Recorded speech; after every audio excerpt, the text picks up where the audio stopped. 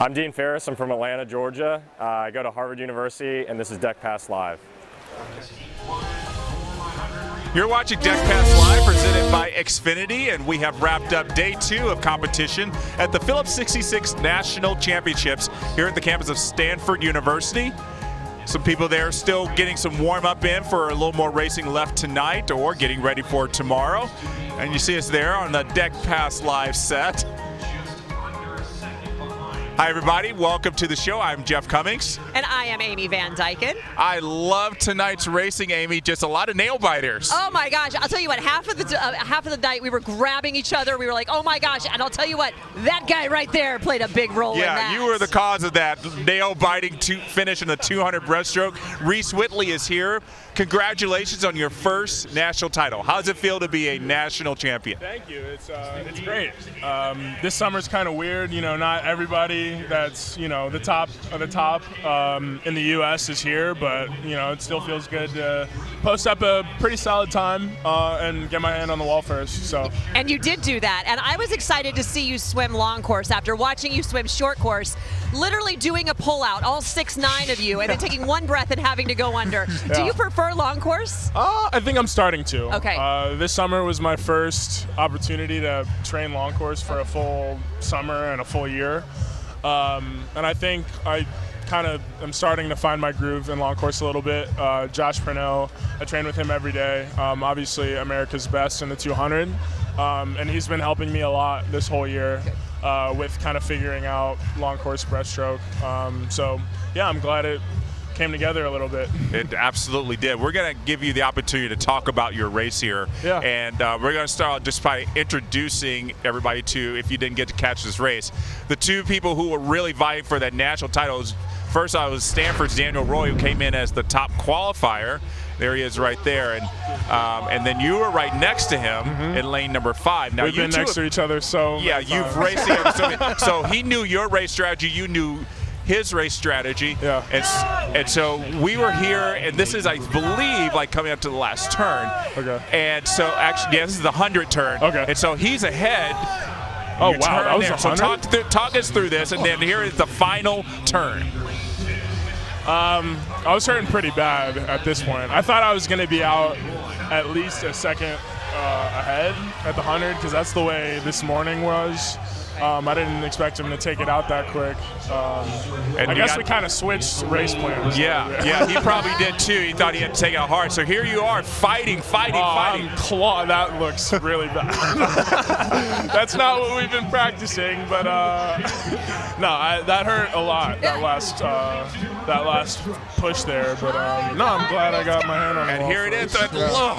All right, little Reece, half stroke. Here's what I want to know about this reaction. Where did this come from, first of all? What were you saying when you were up there? What is this? I mean, I normally don't get super hype about my swimming, but I saw my Cal teammates, the best teammates in the world, they were losing their minds. And I was like, all right, like, let's go. They're losing their minds. I guess I can lose my mind too. So what did you say when you were up there? You were saying something. Like, let's go. Like, you know, it's just super hype. I think, you know, I haven't been as fast as I've wanted to be the past couple of years. Okay. I feel like I've always been on the outside looking in a little bit, because I've always been kind of there, but not really. So I think, you know, that was a step in the right direction. So I think that's a little bit of what that was too. Is just like, you know, finally, you know, I got my first, you know, national championship A final, and it worked out well for me in terms of the race. So I think I was just excited about that. And, you know, at Cal, we like to celebrate when you swim fast and when you win a race. So there's no shame in being excited about your swimming. Absolutely not. No, I was excited. I loved it. I thought it was spectacular. Absolutely. It was, you know, yeah, after a 200 breaststroke, you just cannot feel your arms, but that adrenaline hits when you see your teammates and you're like, yeah, I can celebrate. Yeah. No, so you were talking about how it's been a couple years that you've been really able to do well. I mean, you were really rising through the ranks quickly, 14, 15 years old. And you know, like everybody else, you know, you kind of have those little, I don't know how freshman year is going to go, but your freshman year was just outstanding. Thank you. So what do you think it was? We talked about this with Ryan Held actually yesterday. He had a couple years where nothing was really improving well. What was it for you that was able to get you over that hump? Culture and team energy. I mean, from day one, it was like, all right, we got this team goal of winning a national title. What are you going to do to help us get there? And it was super intimidating at first, especially, not being able to train long course that much, and then stepping up with guys like Selly and Josh, and even Murph on an IM set every now and then. It's just like, dude, like I'm getting my butt kicked like every day, like am I good? Like am I really, should I be here? But fast swimming, it's amazing how contagious it can be if everybody is just like working their hardest. And top to bottom, Nathan, Murph, all the way down to the freshmen in my class were just giving it 100% from day one. And so I think that team energy and the vibe that Dave and Chase bring to practice every day, and now our volunteer assistant Kevin, just made everything great this year. So I think that's what I responded to. Well, you responded well. So now the question is, what are the next 11 months look like for you? Well, I know after this meet I'll probably get a week break, and then it's back to the college season. I know that there are a number of young guys on our team that, if the next 11 months go the right way, we could find ourselves on an Olympic team, and that's really exciting. And I think Cal is like the best place to do that, is to be young and kind of on the edge, because we have guys like Nathan and Josh and Murph who have been there before and who have been at the pinnacle of our sport for quite some time now, especially Nathan. And just to see his professionalism on a day-to-day basis, I think that's going to inspire all of us to just be better this year. So, yeah, I'm looking forward to it. And you got the head Olympic coach as your coach. I think he's got a goal of getting a lot of swimmers on the team. Yeah, I think he knows what he's doing. So that's really cool. So you're talking about a lot the culture that you experienced this year at Cal. But you got a little bit of culture this summer, too. You got to go over to France and swim in the Mare Nostrum meets. Yeah. What was that experience like for you? Incredible. I think that's what helped me kind of stay in my own lane, because, racing Adam Peaty is not easy.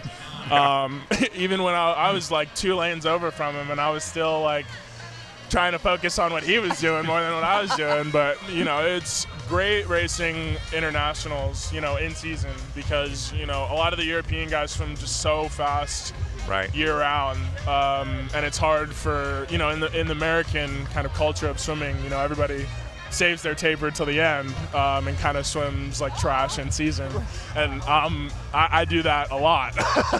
So it was great to just race new people, which was, it was a blast. I think it worked out well. The racing conditions, at least in the competition pools, were great, but it wasn't the best warm-up pool situation at every stop.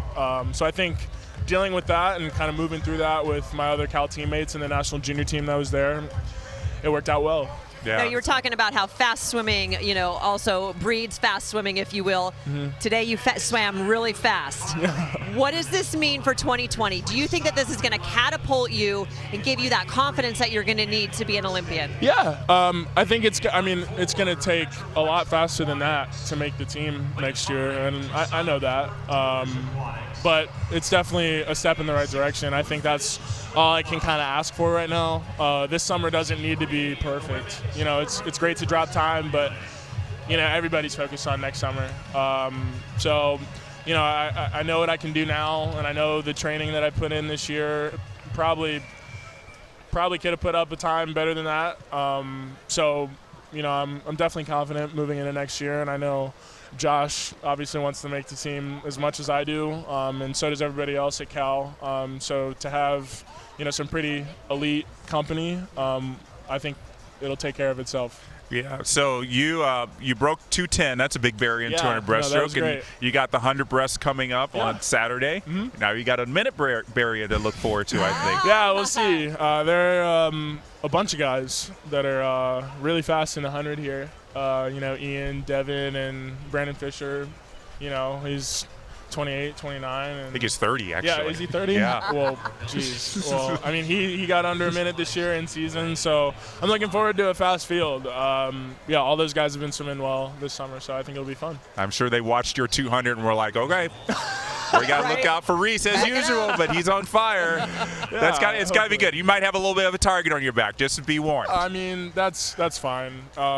If they think that way, that's cool. I always, picture myself as the underdog. I've been chasing the best my whole life, and that's not going to change. So they can think whatever they want. I'm still chasing. You're 6'9". You've always got a target on your back. I don't know what he's thinking about. That's true.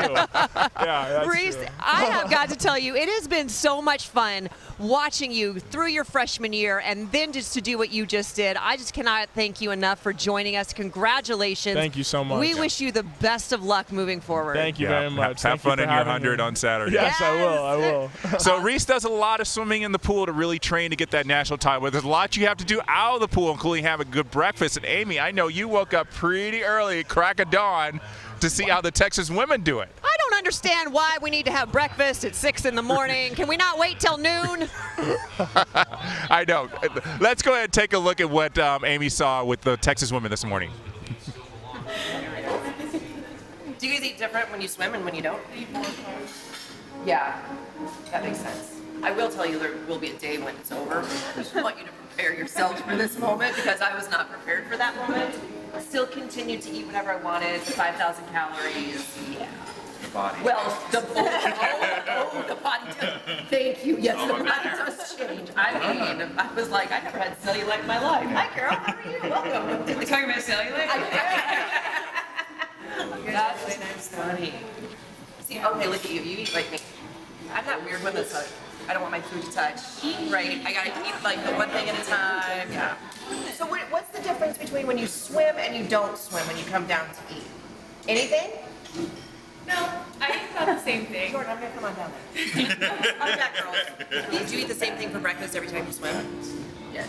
Yeah, I get like in a routine, do the same thing. It's the whole week, yeah. I do too. I'm so superstitious. Are you guys superstitious at all? I don't know if it's superstition or just like the routine. Works, like I keep Here's a story. Be careful of that. And I'm going to tell you a story.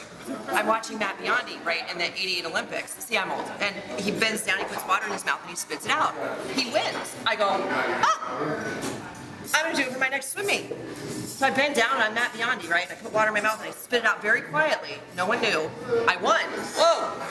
Start doing it. Oh, you can't do that at the Olympics. I remember that, but I didn't know. It was good luck.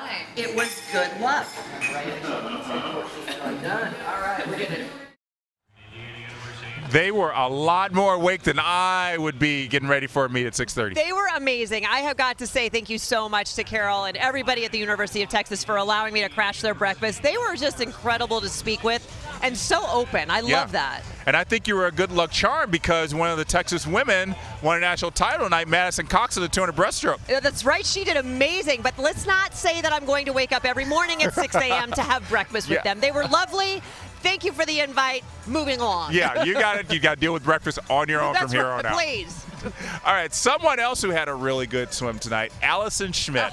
What a redemption swim for her after not swimming so well at the World Championships last week in the 200 freestyle. I was really impressed with the way she just attacked the race like she usually does. No fear, and that's when she gets the results. Well, and she did tonight, for sure. I mean, she swam a race that I have not seen her swim a race like that in quite some time. Yeah, so here's Allison and looking happy and relaxed a little bit, and I think that's when she swims her best. And this is the last turn. She had a full bike length lead, Amy. Look at this, and her turns are so great. I mean, she is a tall girl, and so for her to bounce off was absolutely awesome. And look at that lead. I mean, there was no way anyone was catching her at this point. Yeah, and there's some people creeping up on her, but I was just so impressed with that she hung on because she was out really quick. I think she was out 56 at the 100, and a great swim. She was 156 for a great swim.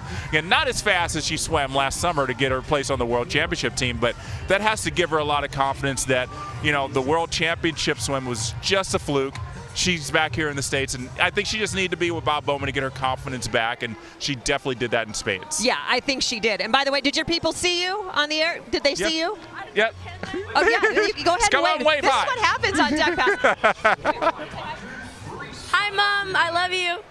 There you go. She loves you, Mom. Yeah. So this is what happens on Deck Pass Live. People walking by, taking pictures, doing all the things. Allison and look, Schmitt. you don't see her over there. She's over the moon about it. She was on TV. I think her mom was like, "Oh my gosh, my baby daughter's on TV." I love that. I love it. That was really fun. A little moment in you the know sun. who else was excited their kid was on TV was Allison Schmitt's mom, right? We were just talking about her swim when we got interrupted over there by that cutie pie.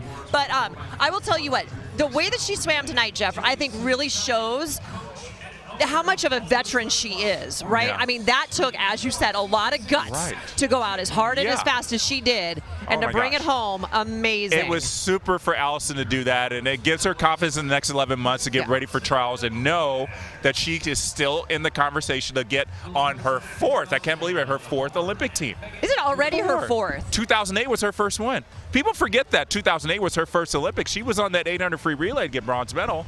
That is amazing. See, so Alice, you know, Miss Cox had a good luck charm in me with breakfast. I think that Allison Schmitt has a good luck charm in her roommate, Michael Phelps.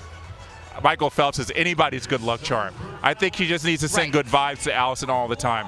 I think he does, right? I mean, because they're best friends, they're roommates, they live together, and you know, I mean, I think that's got to rub off a little bit. I hope he continues. I hope he sent her a text tonight saying, "Good job, let's get going for Omaha 2020." Oh, you know he did. Yeah. So let's talk about what's going to happen tomorrow. Tonight was great. Tomorrow's going to be even better, maybe even a little bittersweet. We're going to be seeing the final race in the pool for that young lady right there, Dana Vollmer. She announced that the 100 fly tomorrow is going to be her final swim competitively.